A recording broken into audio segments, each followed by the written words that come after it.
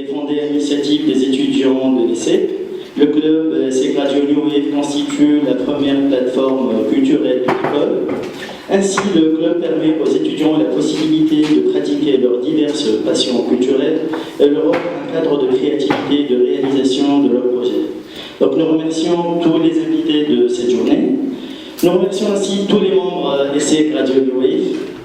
C'est maintenant à tous les présents de la salle de remercier notre cher invité, M. Rachid Esril.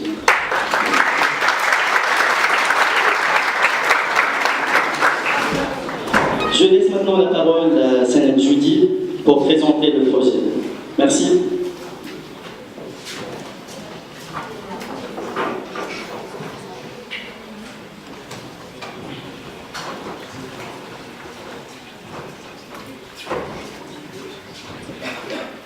Merci Mohamed. Donc la conférence elle va tourner autour de l'économie sociale, de l'entreprise sociale plutôt, l'entrepreneuriat social. Elle sera présentée par M. Rachid Esril, qui est directeur conformité de l'STB, la Société tunisienne de banque. Voilà, donc maintenant je laisse la parole à M. Rachid. Dans l'activité économique, le but et l'objectif, c'est le social. Qu'est-ce que ça veut dire? Finalité sociétale ou finalité peut-être sociale. C'est quoi ça? En d'autres termes, un entrepreneur social met ses capacités, toutes ses capacités, au service d'un besoin social. C'est-à-dire qu'il tente à son action de répondre à un besoin mal ou peu satisfait.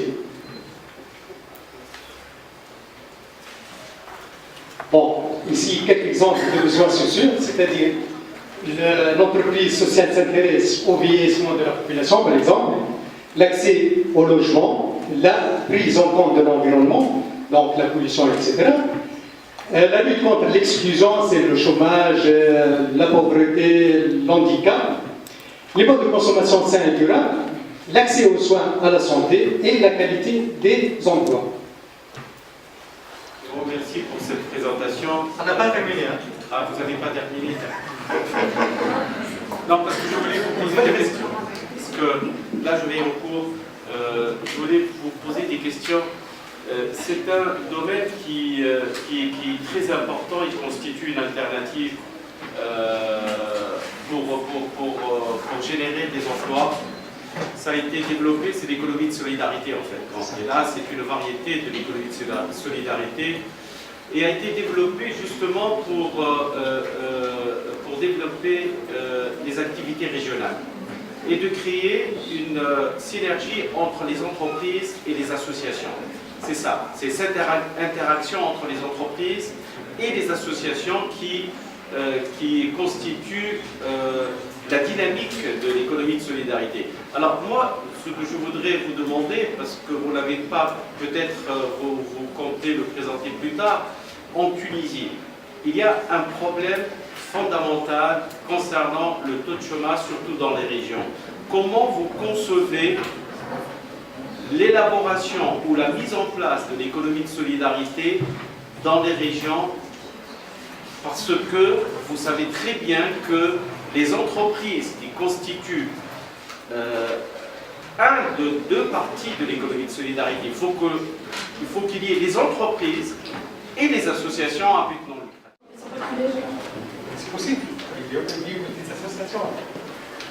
Donc, si elles sont privées, je voulais poser la question, si une société privée sociale est à but non lucratif, est-ce qu'elle peut vraiment prospérer dans la société?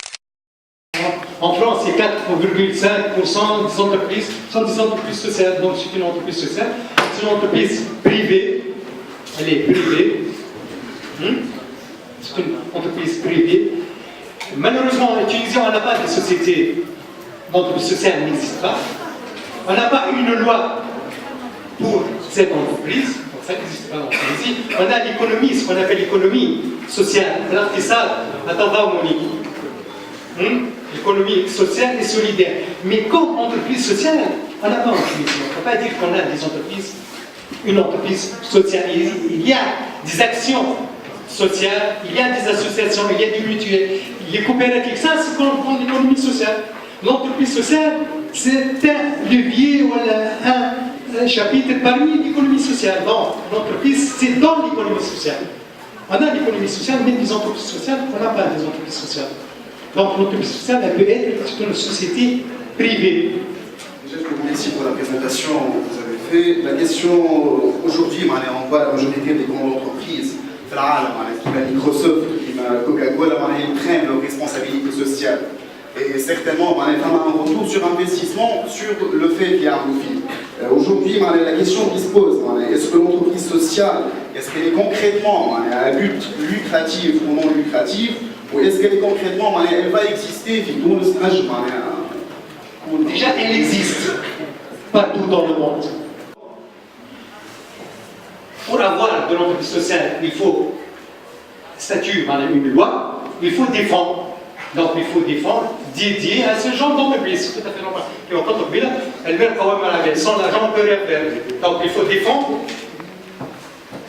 dédié à l'entreprise sociale, il faut une loi pour l'existence de cette entreprise. Pour la question INDA et les autres, bien sûr, ce sont des associations de microcrédit. Ce ne sont pas des entreprises sociales. INDA, elle gagne beaucoup d'argent. Déjà, le taux d'intérêt est très élevé. Donc, elle fait du business, tout simplement. Donc, elle fait du business. Parce que le microcrédit rapporte beaucoup aux capitalistes. Donc, c'est un investissement. Tout simplement. Merci pour cette présentation fortement intéressante. Je voulais vous poser une question lorsque vous avez parlé de la maximisation du profit qui n'est pas le but d'une entreprise sociale. Si on prend le côté que si on maximise le profit, une entreprise est beaucoup plus productive. Alors pourquoi ne pas mettre comme but la maximisation de profit facilement ou avec beaucoup plus d'ampleur le problème social? Pourquoi pas? J'ai une idée. On maximise le profit et on maximise l'utilité sociale. Mais dans la définition, on voit que... Ça, c'est l'idéal. Si tu arrives à faire ça, c'est vrai, c'est tellement... Donc je vous prends par exemple l'exemple d'Apple. Au début du lancement de l'iPad, qui est une tablette qui était censée faciliter l'utilisation de beaucoup de fonctionnalités aux handicapés. Ça a commencé comme étant un problème social, mais avec une maximisation des profits, ça a en même temps réglé une partie d'un problème social, tout en générant des sommes grandioses. On est Steve Jobs. Jobs, fondateur d'Apple. Bon, Steve Jobs, parmi les tunisiens, comment, déjà, c'est passionnant, on est Steve Jobs. Qu'est-ce qu'il dit dans sa méthode de travail? Il cherche à satisfaire le client, c'est ça. Il cherche toujours le besoin. Steve Jobs, il cherche toujours le besoin de tablette, il satisfait. Donc ça, la force de Steve Jobs. Donc ça, c'est une stratégie, ça, Steve Jobs. Oui, mais au début, la tablette, elle était supposée être un moyen de un problème social. Ou l'iPhone. Enfin, une différence quand même, la tablette ou l'iPhone, c'est pas à peu près le même besoin. Steve Jobs, il satisfait le besoin. Il y a un téléphone. Les directeurs disent on a besoin de ça, de ça, de ça. On a un iPhone. La tablette ne répondait à aucun besoin. C'était supposé être là pour les handicapés. Il facilite la vie des gens. Steve Jobs, il facilite. Le besoin c'est pas social. Steve Jobs. C'est pas social. Donc, c'est un peu juste 2 minutes. Je voulais remercier M. Rachid Sri. C'est vraiment... Je voulais remercier M. Rachid Sri, le nouveau président de l'association Youth Pioneer Club, d'être venu et d'avoir répondu positivement à notre invitation. Ensuite, je voudrais remercier l'équipe du club Radio New pour le travail qu'ils ont fait pour cette conférence, tout en sachant que c'est la première. Tout en sachant que c'est la première et qu'on n'a pas d'expérience au niveau des conférences et tout ça. Maintenant, j'invite tout le monde à aller à côté de l'amphi pour une pause café. Ensuite, vous pouvez